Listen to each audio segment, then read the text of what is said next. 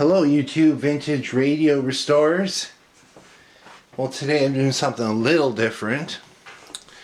You're going to see a feat of coordination and engineering brilliance. This is the Addison chassis. This top part here, which is made of stamped steel, was pretty corroded. So I used some tester spray, which is very close color to the original. Took it off and repainted it, cleaned all the rust off of it. But I had to break the dial string to get it off. Now this string that's down here, that keeps the pointer sitting even. And I'll show you something else. This dial, the original was unusable. It was on here. I had this left over from a parts unit, but the paint had chipped all around it, so you had actually kind of the numbers standing out. So I did some Testers brown, found one very close, painted around the edges. So I was able to save this dial, and on that background it's going to look really nice. But the thing is going to be getting a new dial string on. I actually have some vintage ice fishing line here, which is the same gauge as the original, which is in the garbage pail. You can use, there's some new ice fishing line that's made out of polyfilament or something. It's very similar. It doesn't stretch and it has good grip. I have some of that. But match the gauge and the length. Now there's no diagram in the service literature for this one. None. So I got to kind of figure how it goes on. I did put some marks in here, start and finish. That's where the spring ends up. That gets clipped on right there to hold tension. So, from a few days ago, I believe it went like this. It went around this one. And then you got to think, okay, that goes open, closed. And then it went up here onto the pulley. The trick to doing this is never to let go. So that gets looped onto there. Gonna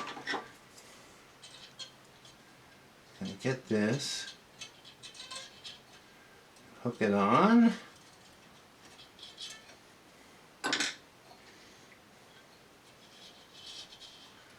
Take it across.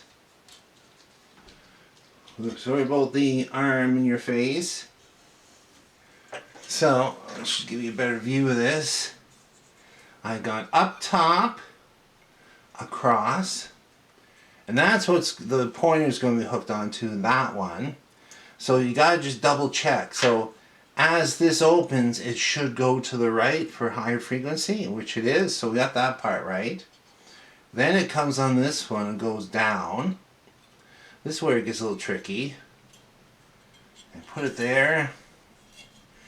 Hold it, swing the thing around. Now this is the tricky part.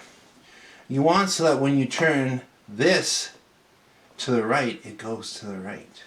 Which means it's not a pull, because it's a push. You're letting line off of it. So that would be, I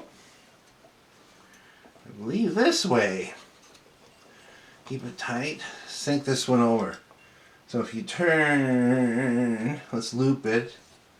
It looked like it was looped 2.5 times. Right. So when this goes up, that knob should turn to the right.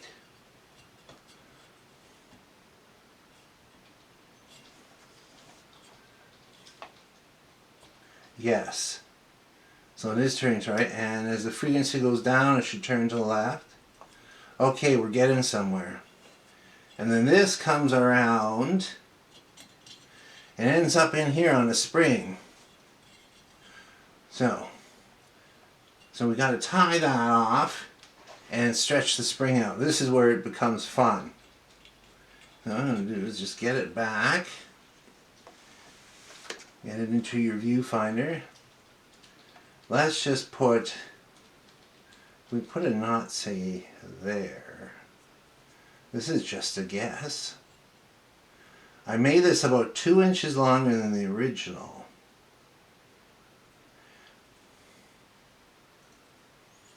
So, I only have one coffee in me, so I'm trying to be as steady as I can be.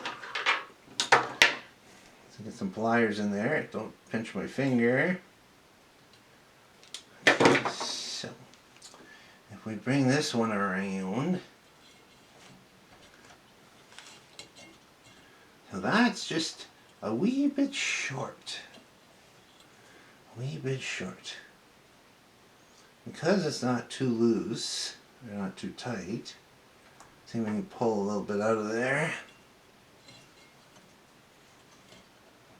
We just got to get it around that corner. And believe me, it will stretch out as you use it.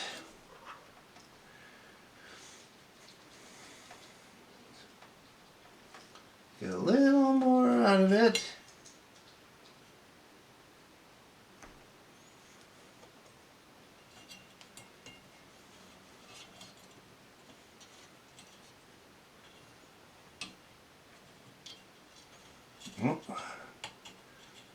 Ooh, it's coming loose. This can be fun. I bring it back a bit. Pull the tension. Yeah, this was something, eh? 1930s technology.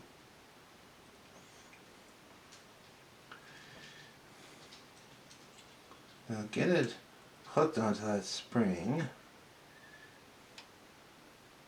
I think this spring's been replaced once because it's still got a lot of tension in it. Good, got it on there. Bring it around. Now, grab the end. I know it looks like I gotta go too far with it, but we'll just take it to the first place, like that. And what'll happen as it kind of settles into its groove. Now, okay, so I'm turning the right, tuning cap's going up, the string should be headed right, it is. Looks like we got it on right. Next time I'll take a picture. I've done a few of these. So it just needs a little lube like on the bearing on here and on the little pulleys. See, it'll start to settle in. It'll get into its best position.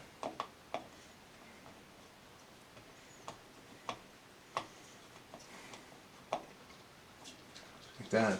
This one's got quite a bit of wear. That little bearing. Yeah, there's no way to tighten it. This is an old radio. I think back and forth, right? Over the years. Anyway, that's how you get it on.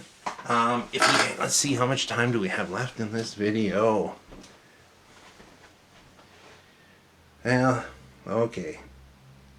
Thanks for watching and listening.